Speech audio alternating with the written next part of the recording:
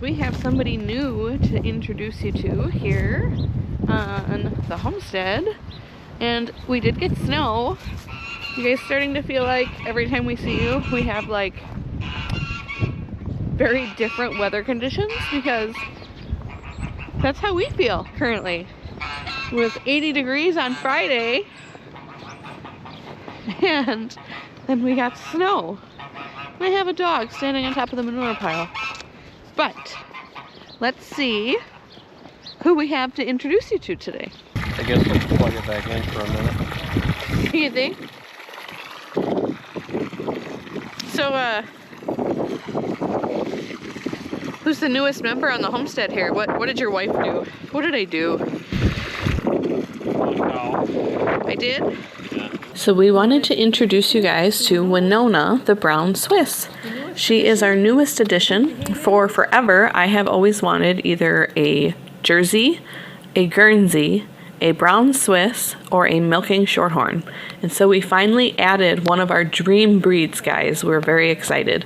And here, in just a second, I'm going to give you just a short background on how we started with Bossy cow Boss. here, you guys know Boss. So Boss is a, easy peasy. Boss here is a crossbred. She is a Holstein Angus that Dave kind of came home with on a whim after telling me no cows. So we went from no cows to suddenly he brought home our little bottle baby, and that is how we ended up with the Bossy cow. Reet, you know, you're my sweet girl. You are my sweetest girl.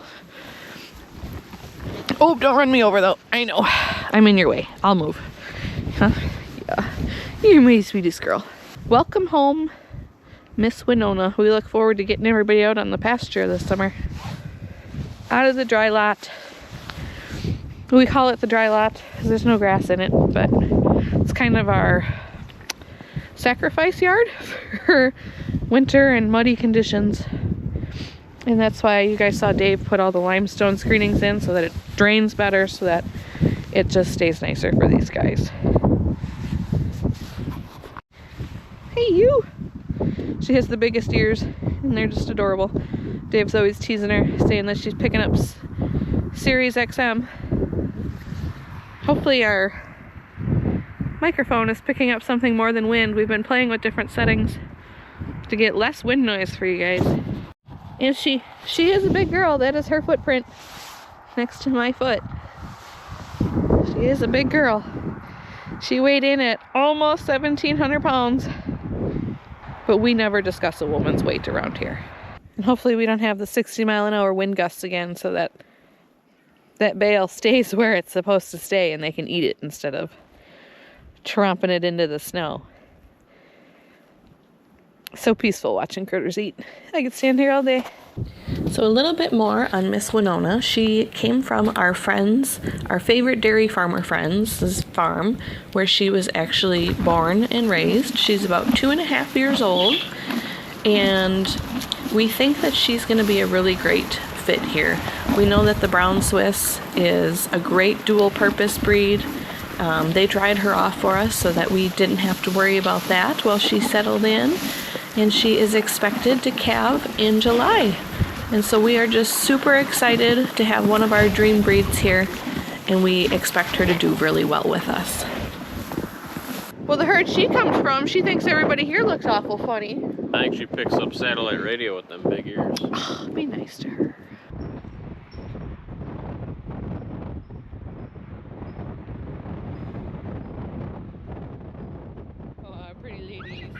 But she is slowly getting to know us. She is still not so sure about all of us. Yeah, here she goes. Paisley is enjoying the sunshine. And that is just the sound of the wind coming through our trim. Hey, boss. So we had wicked winds last night. Blew over a hay feeder. Blew our round bale all over the place. Holy bananas. The wind also blow your grill over? It was junk anyways, it's okay.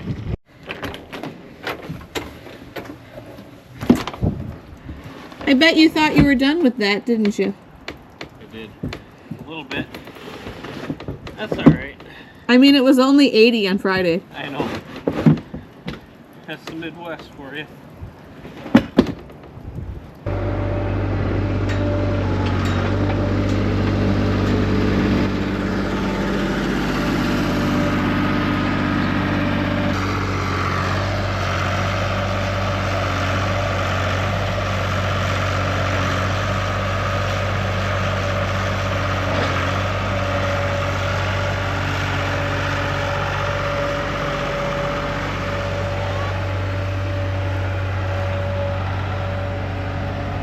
Alright, Paisley, you gotta go.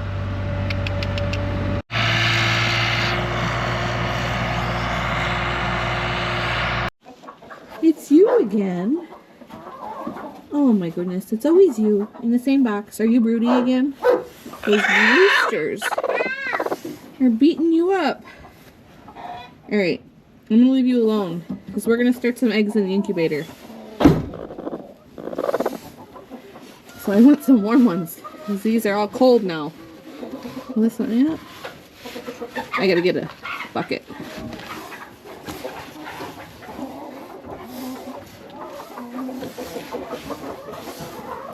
We have been having, as of recently, issue with somebody popping eggs, but so far today it looks like it might not be. Look at this one. A little extra calcium on that one, huh? Oh, we got a little fairy egg. Isn't it cute?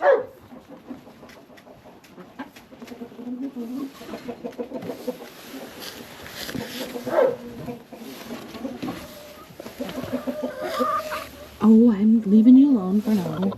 Yeah.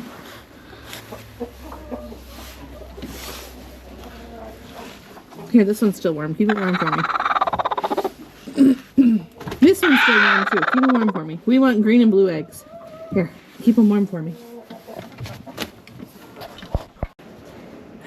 Eggs.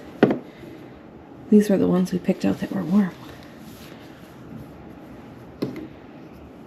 Put those in the incubator. Those pretty colors. Got a blue, a green, and almost a pinkish. Oh, I need to clean my counters over here apparently.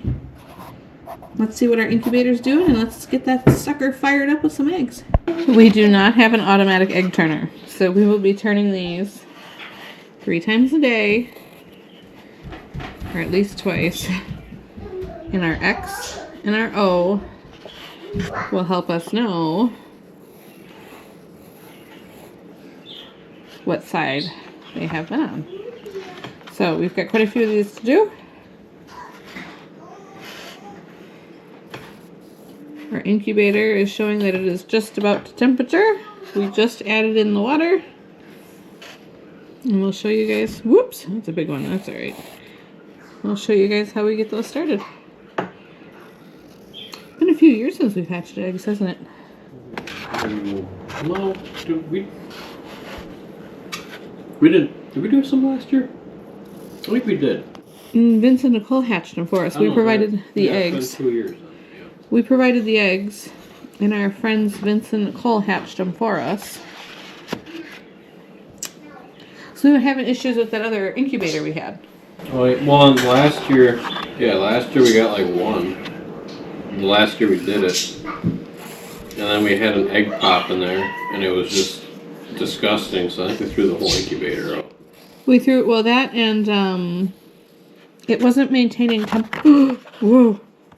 It wasn't maintaining temperature and stuff either, wasn't it? It was, yeah, something was wrong with the temp sensor. And you thought there was something wrong with the automatic turner, which is why we got rid of the turner. And the humidifier. And the little humidifier portion. I don't know, we opted to just throw it out. It seemed like there was way too much wrong with it, way too much going on. And so we went back to basics with a really old Little Giant. All right. So yeah, we got another 2 dozen of these to mark, and then a handful more. And we will see you guys when we put them in the incubator. Alright guys, so we've had this little giant incubator going for about 12, maybe a couple more hours, just so we knew that it was holding the temperature we wanted, which is about 99.5 to about 100.5 degrees. So we made sure that it was holding the right temperature we wanted, and we added water to this one. In the center has little channels where you pour water, and that is to make sure that you have the correct humidity. Some of the more fancy and more expensive incubators you can get have humidity gauges. In the past, when we've used this one, we have always just made sure that those chambers that hold the water never ran empty. And I can't say we've ever had an issue with it. We have hatched chicken eggs and goose eggs out of this incubator so far. This incubator is quite old. It does not have the temperature gauge on the top. It literally just has the little red button that shows you that it's still firing, and a knob for you to turn up the temperature or turn down the temperature. It did come with a little thermometer, the one you saw me take out, that it allows you to set it on top of the eggs. And I have a old kitchen thermometer in there that I leave set a little bit lower, just so that I have 2 ways to gauge how warm it is in there. So we are going to put all of our eggs in there. I just chose to start with X side up. We're going to put all the eggs in there, and then twice a day we will rotate these eggs around the same time every day if possible. And we're going to make sure that we keep it nice and humid in there. I believe the correct humidity for days 1 through 18 is 50 to 55%. And then on lockdown day, as we call it, you want to increase the humidity, which makes it a little easier for them to get out of the egg. Otherwise, they almost come out like shrink wrapped. That little membrane inside that egg just becomes too hard for them to get out of. That is basically how we run our incubator and how we start our incubator here. It is definitely nothing fancy. I did have this next day, I had a little trouble getting the temperature maintained, so I'm not sure how successful this hatch will be. In a few days, we can give you guys an update on that, because we will candle eggs on day 7. So hopefully we good fertility rates. Hopefully I didn't screw it up when I had some issues with the temperature, but time will tell. So yeah, not too much overly exciting has been going on. The weather has been crazy up and down, so you guys might have guessed. We did have the cow dropped off, which is very exciting. We are very excited to have her home, and we think she's going to be a great fit for us here. But other than that, we've been kind of quiet. We all kind of ended up sick under the weather, kind of icky, and the weather out here has been kind of up and down, so we've been kind of quiet, just maintaining and doing what we have to do basically to get through. So hopefully Dave here will have a video coming soon. He does have a skid steer hose that needs to be replaced again, or something like that. I know it's leaking up in the front, so but thanks for joining us, guys. We look forward to seeing you next time.